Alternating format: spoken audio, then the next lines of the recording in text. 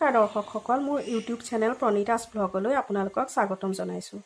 আজি বনাম মছন্দৰী পাতত দিয়া। মছন্দৰী পাতত দিয়া বনাবলৈ লাগিব মছন্দৰী। এয়া দেখিছে মছন্দৰী পাতখিনি ভালকৈ ধুই লৈছোঁ। আৰু লাগিব নহৰু, জলকীয়া ইয়াতকৈ আপোনালোকে যদি জ্বলা বেছি খায় তেনেহ'লে ইয়াতকৈ বেছি ল'ব। মই একেটা জলকীয়াই লৈছোঁ।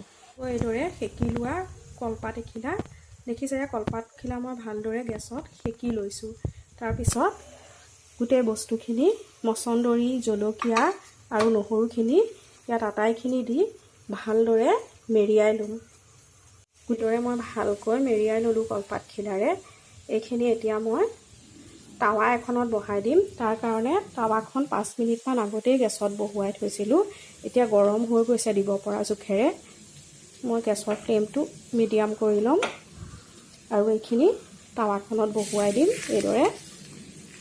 আৰু বস্তুখিনি যাতে ভালদৰে যায় তাৰ বাবে গধুৰ পাত্ৰ এটা ৰাখিম। পাত্ৰ মানে মই এই পটাৰ গুটিটো ইয়াৰ ওপৰত দি দিছোঁ যাতে এইখিনি ভালদৰে হৈ যায়। এনেদৰে 5 মিনিট হৈ গৈছে, মই আকৌ লুটিয়াই দিম, তেতিয়া ভালদৰে হৈ যাব। এয়া দেখিছে, আকৌ পটাৰ গুটিটো ইয়াৰ ওপৰত দি দিছোঁ এনেদৰে যাতে বস্তুখিনি ভালদৰে হৈ যায়। এতিয়া মই গেছৰ ফ্লেমটো অফ কৰি দিম।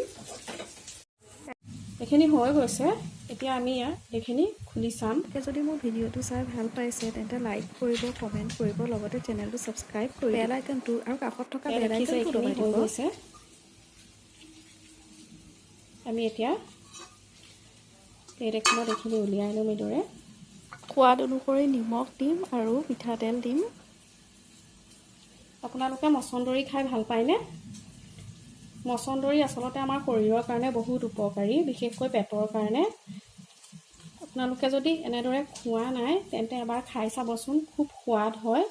দেখিছেনে, মছন্দৰী পাতত দিয়া আমাৰ হৈ গৈছে। এনেদৰে খাই চাবচোন, খাবলৈ খুব সোৱাদ।